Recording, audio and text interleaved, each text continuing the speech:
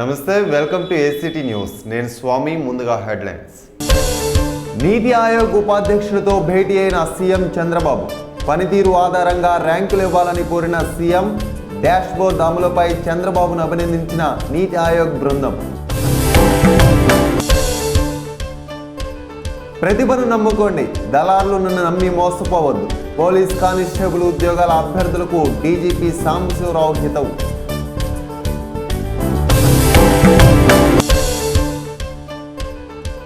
Beach ఫెస్టివల్పై వెల్లువెత్తుతున్న నిరసనలు. ప్రచారం కోసం ప్రభుత్వం దిగజారుతుందంటూ ఏబీవీపీ ఆందోళన.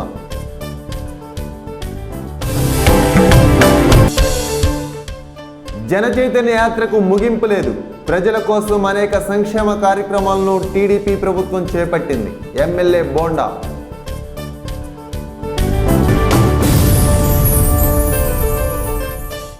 ఇక డీటెయిల్ చూస్తే, నీతి ఆయోగ్ ఉపాధ్యక్షుడు అరవింద్ పనగారియాతో ఏపీ సీఎం చంద్రబాబు నాయుడు భేటీ అయ్యారు. విజయవాడ పర్యటనకు వచ్చిన నీతి ఆయోగ్ బృందానికి ఆయన శాల్వా కప్పి స్వాగతం పలికారు. గేట్వే హోటల్లో కొద్దిసేపు రాష్ట్రంలో అమలు చేస్తున్న నయా పందాలను నీతి ఆయోగ్ టీంకు సీఎం వివరించారు. వివిధ రంగాల్లో అత్యుత్తమ ప్రతిభ కనబరిచే రాష్ట్రాలకు ర్యాంకులు ఇవ్వాలని చంద్రబాబు సూచించారు. రియల్ టైం గ్రోత్ రేట్ను ప్రతి త్రైమాసికానికి వెల్లడిస్తున్నామని చెప్పారు. స్మార్ట్ పల్స్ సర్వే పూర్తయితే ప్రతి కుటుంబానికి 10,000 ఆదాయం వచ్చేలా ప్రణాళికలు చేస్తున్నామని వెల్లడించారు. సీఎం కోర్ డాష్బోర్డ్ భారతదేశంలోనే అద్భుతమని నీతి ఆయోగ్ టీం సీఎం చంద్రబాబును ప్రశంసించారు. ప్రజల కోసం ప్రభుత్వం చేపట్టిన సంక్షేమ కార్యక్రమాలను ప్రజల్లోకి తీసుకెళ్లడమే జనచైతన్య యాత్ర లక్ష్యమని సెంట్రల్ నియోజకవర్గ ఎమ్మెల్యే బోండా ఉమా అన్నారు. ఎన్నికల సమయంలో టీడీపీ ఇచ్చిన హామీలను అమలు చేయడంలో చంద్రబాబు నాయుడు ప్రభుత్వం విశేషంగా కృషి చేస్తుందని అన్నారు. 2.5 ఏళ్లలో చేపట్టిన పథకాలు, వాటి ప్రయోజనాలను ఆయన వివరించారు. రాష్ట్ర వ్యాప్తంగా టీడీపీ పిలుపు మేరకు చేపట్టిన జనచైతన్య యాత్రలు విజయవాడలో సెంట్రల్ నియోజకవర్గంలో విజయవంతంగా సాగుతున్నాయి. ఎమ్మెల్యే బోండా ఉమా ఆధ్వర్యంలో 19వ డివిజన్లోని సీతారాంపురంలో జనచైతన్య యాత్రలను నిర్వహించారు. ఆయా ప్రాంతంలోని ప్రజలతో ముచ్చటించారు. ప్రజలకు అందుతున్న పథకాలు, ప్రజలు ఎదుర్కొంటున్న సమస్యలను అడిగి తెలుసుకున్నారు. ఈ సందర్భంగా బోండా ఉమా మాట్లాడుతూ, చంద్రబాబు నాయుడు ఆధ్వర్యంలో డ్వాక్రా మహిళలకు రుణమాఫీ, రైతు రుణమాఫీ చేయడం ద్వారా కోట్లాది మందికి లబ్ధి చేకూరిందన్నారు.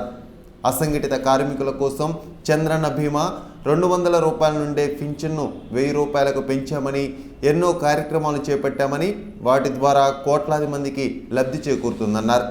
జనచైతన్య యాత్రలకు ముగింపు లేదని, నిత్యం జరుగుతూనే ఉంటుందని తెలిపారు.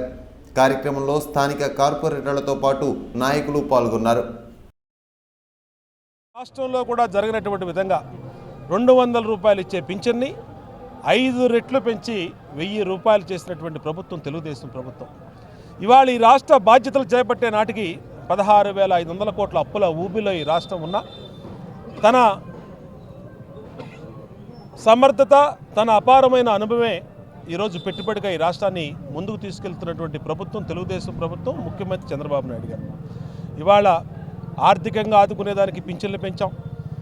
పేదవాడు కడుపు నిండా తిండి తినాలి, అన్నం తినాలనే లక్ష్యంతో ఈ రాష్ట్రంలో 4 కోట్ల మంది తెల్ల రేషన్ కార్డుదారులుంటే 4 కిలోల బియ్యాన్ని 5 కిలోలకి కిలో 1 రూపాయికి ఇచ్చిన ఘనత ఈ రాష్ట్ర ముఖ్యమంత్రి చంద్రబాబు నాయుడు గారు.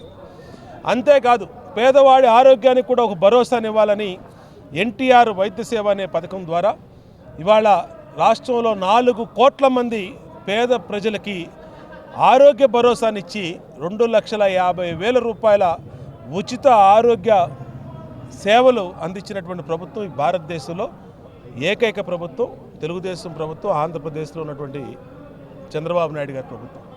అంతేకాదు, ఈ రాష్ట్రంలో 89 లక్షల మంది మా డ్వాక్రా అక్క చెల్లెలకి, ప్రతి అక్క చెల్లికి కూడా, ప్రతి ఆడపడుచు కూడా 10,000 పసుపు కుంకుమ అనే పేరుతో ఈ రోజున ప్రభుత్వం, గౌరవ ముఖ్యమంత్రి చంద్రబాబు నాయుడు గారు ఆ మహిళకి ఉచితంగా 10,000 అందిస్తామని, ప్రతి సంఘానికి 1,00,000 రూపాయలు ఇస్తామని ప్రకటించడం అన్నలుగా నిలబడి మాకు సపోర్ట్ ఇస్తా, పూర్తి సహకారం ఇస్తా మమ్మల్ని ముందుకు నడిపిస్తున్నారు. అదే స్ఫూర్తితో మేమందరం వాళ్ళందరికీ మంచి పేర్లు తేవాలని, మంచిగా ఉండాలని చెప్పి రాబోయే కాలంలో కూడా మనకి ఘన విజయం సాధించే విధంగా ప్రతి గడపకి వెళ్ళి మన చంద్రబాబు నాయుడు గారు ప్రవేశపెట్టే పథకాలు కానీ మనకి అందుబాటులో ఉండి ఎమ్మెల్యే గారు కానీ ఎంపీ గారు కానీ చేసే సేవలు కానీ కృషి కానీ మన గురించి ఎంత కష్టపడుతున్నారో అంతా తెలియజేస్తా. అదేవిధంగా సభ్యత్వాల గురించి కూడా వాళ్ళకి సభ్యత్వం వల్ల మనకు ఉపయోగాలు ఏంటి అనేది కూడా సభ్యత్వం జాయిన్ అయ్యి మనందరం మన కోసం కష్టపడుతున్న చంద్రబాబు నాయుడు గారికి మేమందరం చెల్లెలుగా సపోర్ట్ ఉన్నాము, అక్క తమ్ముళ్ళుగా ఉన్నాము మేము అని తెలియజేసే విధంగా ఉండాలని చెప్పని మనందరి సహకారం ఇంత కష్టపడి డెవలప్ చేస్తున్నందుకు మనందరి సహకారం కూడా ఎప్పుడూ ఎల్లవేళలా ఉండాలి. పోలీస్ కానిస్టేబుల్స్ ఎంపిక చాలా పారదర్శకంగా జరుగుతుందని ఏపీ డీజీపీ నండూరి సాంబశివరావు అన్నారు. ఎంపికలో భాగంగా నిర్వహించిన టెస్టుకు 3,82,000 మంది హాజరయ్యారని చెప్పారు. ఉద్యోగాలు ఇప్పిస్తామంటూ దళారులు రంగంలోకి దిగి ప్రలోభ పెట్టే అవకాశాలున్నాయని చెప్పారు. మధ్యవర్తులు చెప్పే మాటలు నమ్మి మోసపోవద్దని హితవు పలికారు. రాష్ట్రంలో ఖాళీగా ఉన్న పోలీస్ కానిస్టేబుల్స్ ఉద్యోగాలకు రాష్ట్ర ప్రభుత్వం గ్రీన్ సిగ్నల్ ఇచ్చింది. సుమారు 5,000 పోస్టులు భర్తీ చేసేందుకు ప్రక్రియ ప్రారంభమైంది. ఇప్పటికే రిటర్న్ టెస్ట్ పూర్తయింది. ఉద్యోగాల కోసం ప్రయత్నించే అభ్యర్థులు వారి ప్రతిభను నమ్ముకోవాలి. అయితే చాలామంది అడ్డదారిలో కొలువు సాధించాలనే వారు లేకపోలేదు. అలాంటి వారిని ఆసరాగా చేసుకొని దండుకునే దళారులు ప్రత్యక్షమవుతున్నారు. జాబ్ గ్యారంటీ, పలానా వాళ్ళ రికమెండేషన్ మనకుంది, ముందు అడ్వాన్స్ కొట్టు అంటూ మధ్యవర్తులు దళారులు వల విసురుతున్నారు. అలాంటి మాటలకు జారిపోతే మోసపోయినట్లే. ఎందుకంటే ఉద్యోగుల ఎంపిక ఎంతో నిబద్ధతగా నిజాయితీగా జరుగుతుందని అంటున్నారు పోలీస్ బాస్ సాంబశివరావు. 40 సంవత్సరాల నుండి పోలీస్ రిక్రూట్మెంట్ బోర్డు పనిచేస్తుందని, అభ్యర్థులు ఎవరూ మోసపోవద్దని సూచించారు. పోలీస్ కానిస్టేబుల్స్ కోసం ప్రయత్నించేవారు ప్రతిభను నమ్ముకోండి, మోసపోకండి అని ఏపీ డీజీపీ హితవు పలికారు. అయితే చాలామంది గ్రామీణ ప్రాంత వాసులు వారి ప్రయత్నాల్లో భాగంగా ఎమ్మెల్యేలు, మంత్రులు, అధికారుల ద్వారా ప్రయత్నాలు కొనసాగిస్తూనే ఉన్నారు. Yesterday's police recruitment, it was an excellent effort done by the chairman SLPRB Mr. Atul Singh and his team. 3,82,000 candidates appeared in the examination. 792 centers they have taken the examination. There are for 4 categories of constables ki. ఒకటి constable civil, ఇంకొక category constables armed reserve, ఇంకొకటి warders, jail warders female and jail warders male. So వీరిలో the only screening test first time we have introduced biometric and FP scanners. 3,200 finger print స్కానర్స్ని use చేసి అది చాలా చక్కగా నిర్వహించారు. అతుల్ సింగ్ గారికి, వారి యొక్క టీం అందరికీ కూడా, అదేవిధంగా అందరు SPs, commissioner of police who have conducted this examination, we express our gratitude and thanks for all the officers. ఇంకొక last caution from our side to all the citizens. కొంతమంది ఈ టైంలోనే అన్ఫార్చునేట్లీ దురదృష్టవశాత్తు దళారీలు స్టార్ట్ అవుతారు. మేము అక్కడ ఇప్పిస్తామని చెప్పని మాకు ఇక్కడ ఇవ్వండి అక్కడ ఇవ్వండి అని కొంత ప్రలోభపరిచో, లేకపోతే కొంత అమాయకులు ఉన్నటువంటి వాళ్ళ దగ్గర ఇవన్నీ తీసుకొని డబ్బులు తీసుకొని ఇలా చేస్తుంటారు. అలాంటి వాటిని నమ్మద్దు. పోలీస్ రిక్రూట్మెంట్ బోర్డు అనేటువంటిది 40 సంవత్సరాలుగా ఒక చరిత్ర కలిగినటువంటి ఇన్స్టిట్యూషను. చాలామంది ఇన్స్టిట్యూషన్స్ మా దగ్గరకు వచ్చి మీరు మాకు రిక్రూట్మెంట్ చేయండి అని అడిగేటువంటి పరిస్థితి వస్తుంది. అంత చక్కగా government successfully they have strengthened the institution. We are extremely happy. Helicopter టూరిజంకు ఆంధ్రప్రదేశ్ ప్రభుత్వం అనుమతి ఇచ్చింది. సమ్మిట్ ఏవియేషన్ సంస్థకు హెలి టూరిజంకు అనుమతిస్తూ 1086 జీవోను విడుదల చేశారు. మొదటి దశ హెలి టూరిజంలో విజయవాడ నుండి తిరుపతి, శ్రీశైలంకు హెలికాప్టర్ సర్వీసులు నడవనున్నాయి. రాష్ట్రంలో ప్రముఖ పుణ్యక్షేత్రాలైన తిరుమల, తిరుపతి, శ్రీశైలంలో దర్శనాలకు వెళ్లే భక్తుల కోసం దేవాదాయ శాఖ, ఏవియేషన్లు ఒక అవగాహనకు వచ్చాయి. ప్రతిరోజు విజయవాడ నుండి తిరుపతి, శ్రీశైలంకు హెలికాప్టర్ ద్వారా భక్తులను చేరవేసేందుకు ప్రణాళిక రూపొందించారు. విజయవాడ, తిరుపతి, సున్నిపెంటలలో ప్రత్యేకంగా 2 హెలిప్యాడ్లను నిర్మించాలని ఆయా జిల్లాల కలెక్టర్లకు ప్రభుత్వం ఆదేశాలు జారీ చేసింది.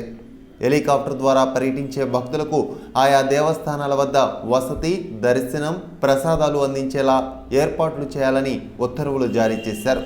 అయితే త్వరలోనే హెలి టూరిజం ప్రారంభం కానుంది. ఒక్కొక్కరికి టికెట్ ధర 15,000కు పైగానే ఉండే అవకాశం ఉంది. హెలి టూరిజం ద్వారా విదేశీయులను ఆకర్షించవచ్చంటున్నారు. రాష్ట్రంలో ఇకపై ప్రజాస్వామ్య పద్ధతిలో మాత్రమే నిరసనలు ఉద్యమాలు చేపట్టాలని, పోలీస్ అనుమతితో మాత్రమే నిర్వహించాలని ఏపీ డీజీపీ నండూరి సాంబశివరావు విజ్ఞప్తి చేశారు. సొంత ఎజెండాలు, లాభాల కోసం ప్రభుత్వ, ప్రైవేట్ ఆస్తులకు నష్టం వాటిల్లితే చూస్తూ సహించేది లేదని హెచ్చరించారు. రాష్ట్ర విభజన జరిగిన తర్వాత అనేక సవాళ్లను పోలీస్ శాఖ ఎదుర్కొంటుందని చెప్పారు. విజయవాడ నగరంలోని డీజీపీ క్యాంపు కార్యాలయంలో ఏర్పాటు చేసిన మీడియా సమావేశంలో డీజీపీ నండూరి సాంబశివరావు మాట్లాడుతూ, రాష్ట్ర విభజన జరిగిన తర్వాత అనేక సంస్థలను ఏపీ కోల్పోవాల్సి రావడం బాధాకరమైనదని చెప్పారు. కేంద్ర రాష్ట్ర ప్రభుత్వాల సహకారంతో 253 కోట్లతో ఫోరెన్సిక్ ల్యాబ్ను నిర్మించబోతున్నట్లు వివరించారు. మావోయిస్టుల అణిచివేతకు కీలకమైన గ్రేహౌండ్ శిక్షణా కేంద్రంను హైదరాబాద్ నుండి వదులుకోవాల్సి వచ్చిందని, అయితే అదే తరహాలో విశాఖలో గ్రేహౌండ్ శిక్షణా కేంద్రం నిర్మించేందుకు సీఎం అంగీకరించారని చెప్పారు. డయల్ 100 తరహాలో ఎన్ఎస్ఆర్సి నేషనల్ ఎమర్జెన్సీ రెస్పాన్స్ సిస్టమ్ను ఏర్పాటు చేస్తామని చెప్పారు. ప్రజల సంతృప్తి ధ్యేయంగా పోలీస్ శాఖ పనిచేయడం ముఖ్యమన్నారు. టెక్నాలజీని పోలీస్ శాఖ విరివిగా ఉపయోగించుకుందని, సీసీ కెమెరాలు, డ్రోన్, పిన్స్తో పాటు బాడీ వాన్ కెమెరాలను అమల్లోకి తీసుకువస్తామని చెప్పారు. రాష్ట్రంలో తూర్పుగోదావరి జిల్లాలో కుల తగాదాలు ఎక్కువయ్యాయని, ఒకే కులానికి చెందిన వారు చేసిన కేసులు 112 ఉన్నాయని చెప్పారు.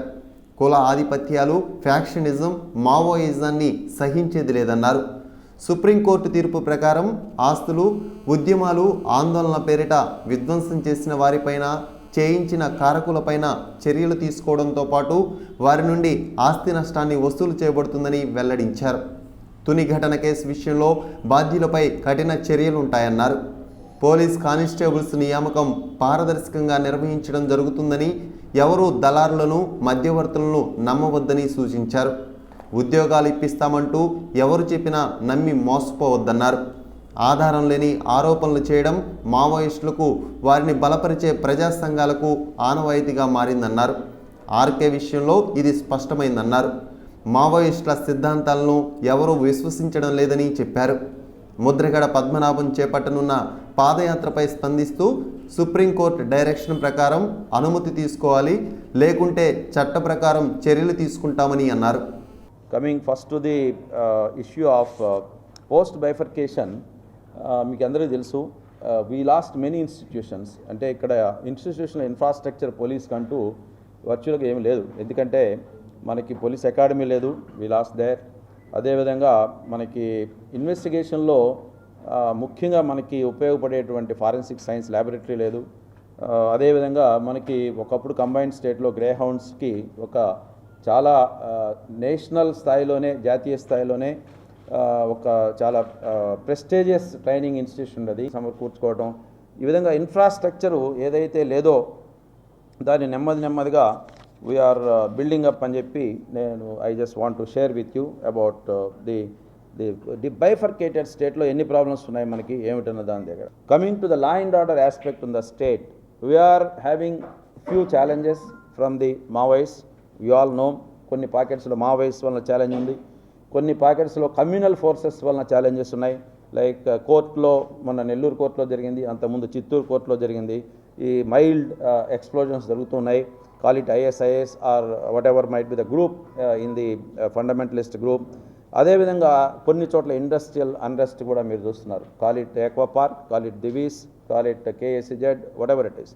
So I am requesting all the citizens in the state, as Director General of Police, I am requesting all the citizens in the state, kindly conform to మీకు డెమోక్రటిక్ మెథడ్స్లో మీకు ఏదైతే డిసెంట్ ఉందో, మీరు ఏదైతే మీరు ఎక్స్ప్రెస్ చేయదలుచుకున్నారో మీ grievances, you are at liberty to do it. We welcome, police department welcomes your democratic way of dissent. మీరు ఏ విధంగా ఎక్స్ప్రెస్ చేయదలుచుకున్నారో ఎక్స్ప్రెస్ చేయండి. There is nothing wrong in that. Absolutely your democratic right, you have that. However, you cannot have the right to disrupt. It's a dissent versus disruption. That is very important. You can express your dissent, but you can't express dissent through a means called disruption. That is not going to be accepted now. So police department, we are very clear. We request all the agencies, whoever wants to take a procession, whoever wants to take a conduct a meeting, whoever wants to take anything, first police permission is a must. These were there from earlier times, but somehow there were some violations, there were some problems, but now the matter has been. విశాఖపట్నంలో తలపెట్టిన beach ఫెస్టివల్పై నిరసనలు వెల్లువెత్తుతున్నాయి. Beach festival చేయాలన్న ఆలోచనను విరమించుకోవాలంటూ ABVP ఆధ్వర్యంలో విజయవాడలో rally నిర్వహించారు. చంద్రయ్య ఇక ఆపవయాన్ని ముద్దు ముచ్చట అంటూ బ్యానర్లను ప్రదర్శించారు. భారతీయ సంస్కృతిని కాపాడాలంటూ డిమాండ్ చేశారు. నగరంలోని కొత్త వంతెన సెంటర్ వద్ద ఏబీవీపీ విద్యార్థి సంఘ నాయకులు ప్రదర్శన చేపట్టారు. బీచ్ ఫెస్టివల్కు నిరసనగా నినదించారు. బీచ్ ఫెస్టివల్కు బ్రాండ్ అంబాసిడర్గా చంద్రబాబు నాయుడు ఉంటానని చెప్పడం విలువలను దిగజార్చే విధంగా ఉందన్నారు. ఆంధ్ర రాష్ట్ర ప్రభుత్వం ప్రచారం కోసం ఎంతకైనా దిగజారుతుందని ఏబీవీపీ నేత సురేష్ విమర్శించారు. ముద్దు ముచ్చట్లు పాశ్చాత్య సంస్కృతికి తెరదీసేలా బీచ్ ఫెస్టివల్ నిర్వహించడం సిగ్గుచేటని చెప్పారు. క్యారిడార్ను మంచి కోసం ఉపయోగించాలని కోరారు. ఏబీవీపీ ఆధ్వర్యంలో రాష్ట్ర వ్యాప్తంగా బీచ్ ఫెస్టివల్కు వ్యతిరేకంగా నిరసన కార్యక్రమాలను చేపట్టినట్లు తెలిపారు.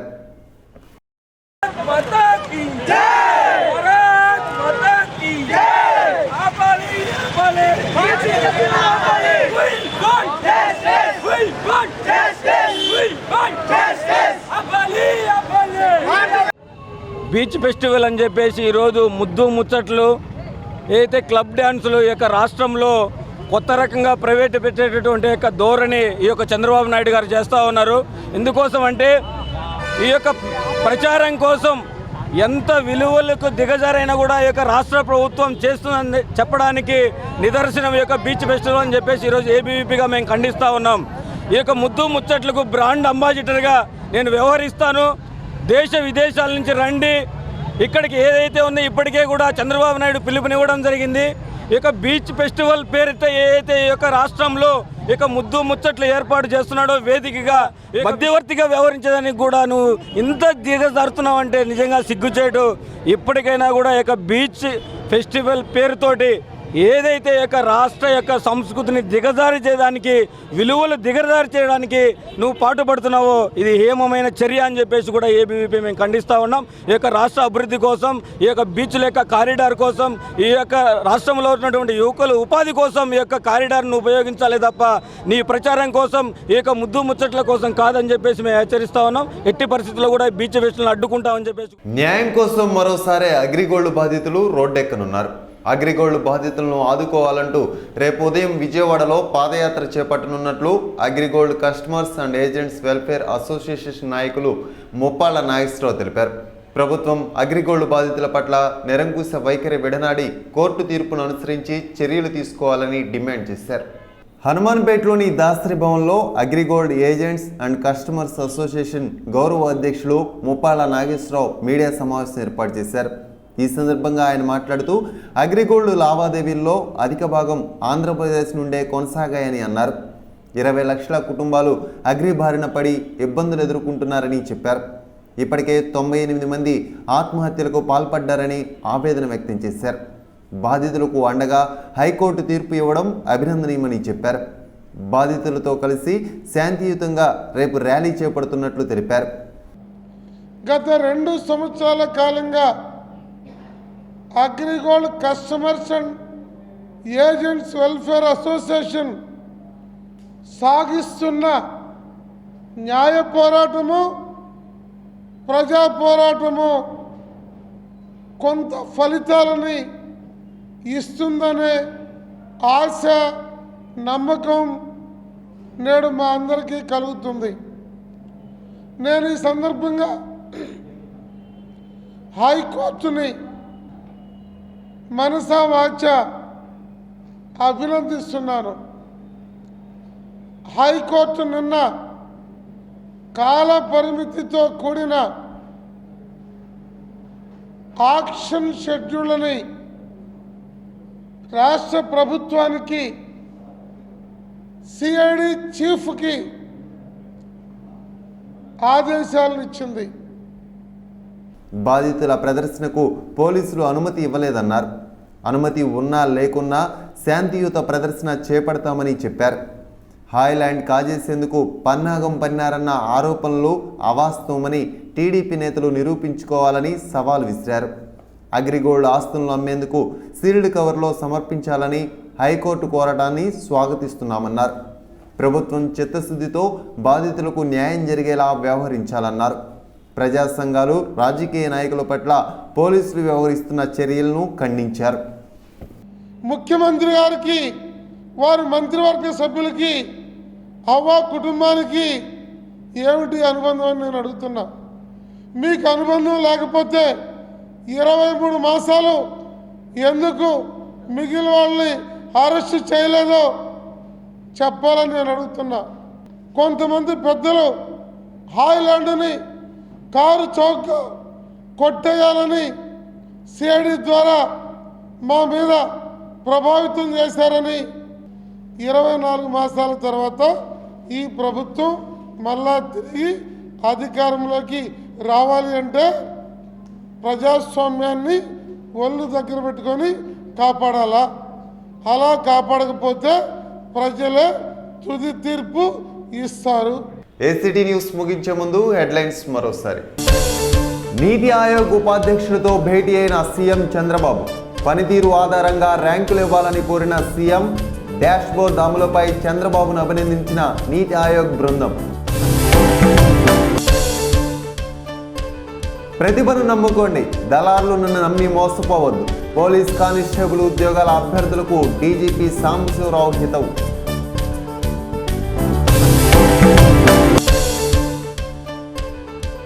బీచ్ ఫెస్టివల్పై వెల్లువెత్తుతున్న నిరసనలు. ప్రచారం కోసం ప్రభుత్వం దిగజారుతుందంటూ ఏబీవీపీ ఆందోళన.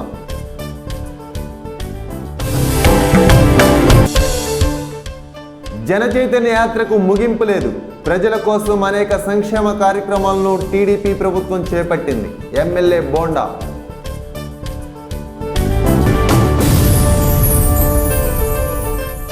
ఇక ఇవి ఇప్పటివరకు ఉన్న అప్డేట్స్. మరిన్ని అప్డేట్స్తో మరో బులెటిన్లో మళ్ళీ కలుద్దాం. Stay with us.